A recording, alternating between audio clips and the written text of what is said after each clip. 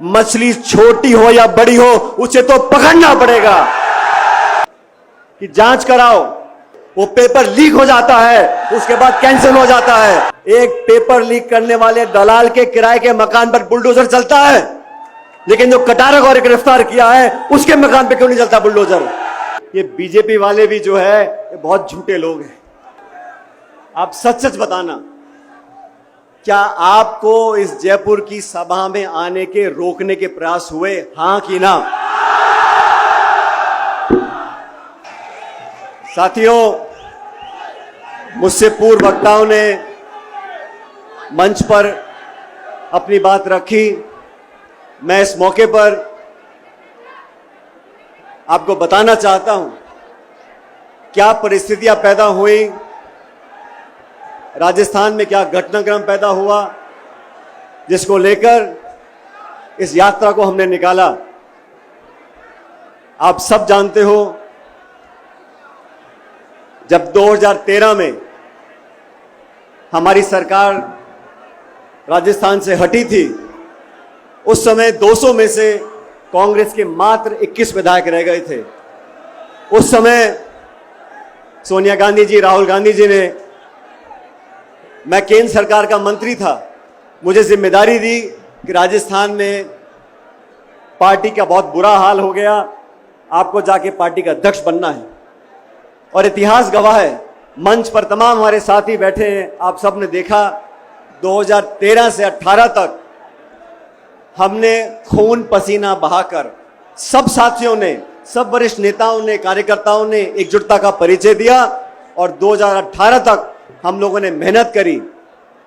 इन 5 सालों में हमने वसुंधरा जी की सरकार, जो भाजपा की सरकार थी, उसका विरोध किया, कड़ा विरोध किया, नीतियों के आधार पर, शासन के आधार पर, प्रोग्राम के आधार पर और भ्रष्टाचार के आधार पर। 5 साल तक वसुंधरा जी के शासन में जो खुली लूट मची थी, जो बजरी माफिया, शराब माफिया, जमीन माफिया, भू माफिया, खान माफिया पनपा था, उसके खिलाफ हम सब ने आरोप लगाए। मैं प्रदेश का अध्यक्ष था, लेकिन तमाम नेताओं ने, सम्मानीय गहलोत साहब ने भी बढ़ चढ़कर हर मीटिंग में, हर भाषण में वसुंधरा जी पर आरोप लगाए। आरोप लगाए कि नहीं लगाए, मुझे बताओ।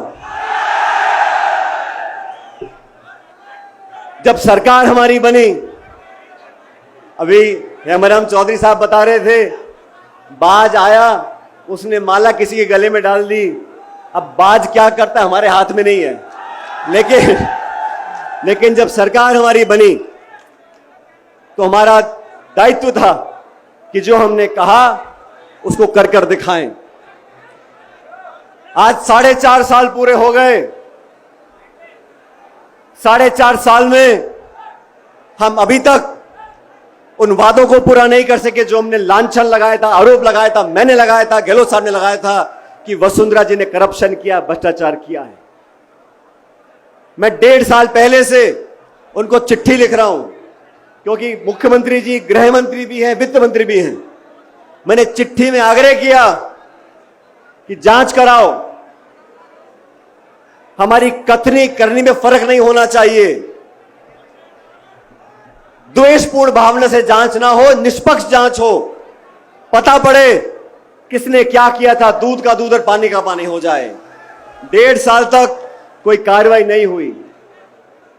मैंने जयपुर के अंदर एक दिन का अनशन रखा इसी मांग को लेकर कि वसुंधरा जी के कार्यकाल में जो भ्रष्टाचार हुआ उसकी जांच करो, उसकी जांच करो, उसकी जांच करो। 1 महीने तक कुछ नहीं हुआ। उसके बाद 9 तारीख को मुझे लगा अनशन से पार नहीं पड़ी, हमें जनता के बीच जाना चाहिए। और ये भ्रष्टाचार ऐसा मुद्दा है साथियों, दोस्तों, ये समाज को दीमक की तरह खा रहा है। अभी मन से बात कर रहे थे, नौजवानों का भविष्य अगर अंधकार में है, अगर पेपर लीक होता है तो करप्शन की वजह से होता है, भ्रष्टाचार की वजह से होता है। हम लोगों को करारा प्रहार करना पड़ेगा, भ्रष्टाचार को समाप्त करना पड़ेगा।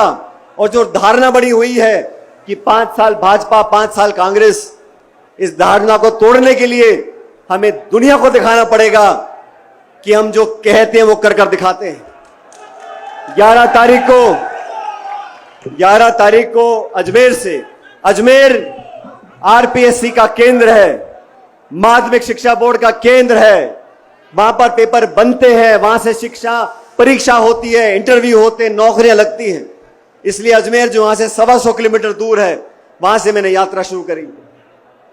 मुझे कुछ पत्रकारों ने बोला, यात्रा कर रहे हो, गर्मी बहुत है, मई का महीना है,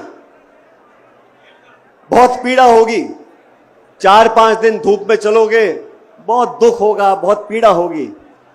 मैंने उनको कहा, हम और आप अगर 3-5 दिन इस चिलचिलाती धूप में चल लें, ये कोई पीड़ा नहीं है। लेकिन वो लड़का लड़की जो पढ़ लिख कर 1-2 साल मेहनत करते हैं, कोचिंग करते हैं, ट्यूशन लेते हैं और किराए के मकान में रहकर लाखों रुपया खर्च कर एग्जाम लिखने जाते हैं, वो पेपर लीक हो जाता है, उसके बाद कैंसिल हो जाता है।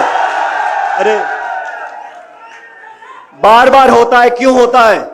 इसकी जड़ तक जाना पड़ेगा। पेपर लीक करने वाले दलाल के किराए के मकान पर बुलडोजर चलता है, लेकिन जो कटारा को गिरफ्तार किया है उसके मकान पे क्यों नहीं चलता बुलडोजर? कानून अपना काम कर रहा है। अगर कानून अपना काम कर रहा है तो पक्षपात नहीं होना चाहिए। मछली छोटी हो या बड़ी हो, उसे तो पकड़ना पड़ेगा। गोड़ा जी के यहां पर हमने किसान सम्मेलन किया। केंद्र की सरकार ने एमएसपी पर कानून बनाने की बात करी थी, आज तक कुछ किया नहीं। ये बीजेपी वाले भी जो है ये बहुत झूठे लोग हैं, झूठे वादे करते हैं। हमने उनको ललकारने के लिए झुंझुनू के अंदर एक आम सभा करी। वहां मैंने कहा, नागौर में इस बात को मैंने बोला, भाई ये पेपर लीक होता कैसे? ये पेपर लीक तिजोरी से निकलकर लोगों की जेब तक कैसे पहुंचता है? इसमें भ्रष्टाचार होता है, ये पूरा तंत्र, इसको बदलना पड़ेगा। तब कहा गया कि इस पेपर लीक जांच में कोई अधिकारी शामिल नहीं है, कोई नेता शामिल नहीं है। मैं पूछना चाहता हूं, जांच पूरी हुई नहीं, आप घोषणा कर रहे हो कि कोई किसी का कोई लेन देना नहीं है। अभी कटारा को आपने अरेस्ट कर लिया। ये कटारा जो सदस्य बने आरपीएससी के, किसके कहने पर बने उसका पता करना पड़ेगा। ये आसमान से तो आए नहीं है। भ्रष्टाचार का मुद्दा नौजवानों के जीवन को अंधकार में धकेल रहा है। मैं तो साथियों आपसे कहना चाहता हूं, इस यात्रा में हम निकले, इस यात्रा का जो संकल्प था जन संघर्ष यात्रा का, वो भाजपा के शासन में हुए भ्रष्टाचार की जांच कराना था। इस यात्रा का उद्देश्य नौजवानों के साथ जो धोखा होता है, जो भ्रष्टाचार होता है, उसको समाप्त करने का हमारा उद्देश्य था। मैं आप सबका धन्यवाद करना चाहता हूं। जब मैं अजमेर से निकला था, बड़ी गर्मी थी, बहुत से लोग बोलते थे हो सकता है कुछ लोग यात्रा में ना जुड़ पाए। और मैं आप लोगों से एक सवाल पूछना चाहता हूं, आप सचमुच सच जवाब देना। यहां बहुत दूर दूर से लोग आए हैं, अलग अलग जिलों से आए हैं। आप सच बताना, क्या आपको इस जयपुर की सभा में आने के रोकने के प्रयास हुए, हां कि ना?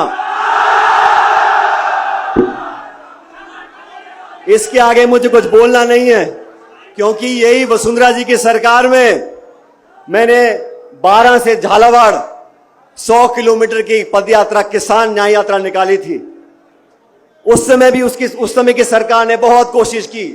कलेक्टर, एसपी, बीडीओ, तहसीलदार, पटवारी, मास्टर, पूरे सरकार का महकमा लग गया था लोगों को रोकने के लिए।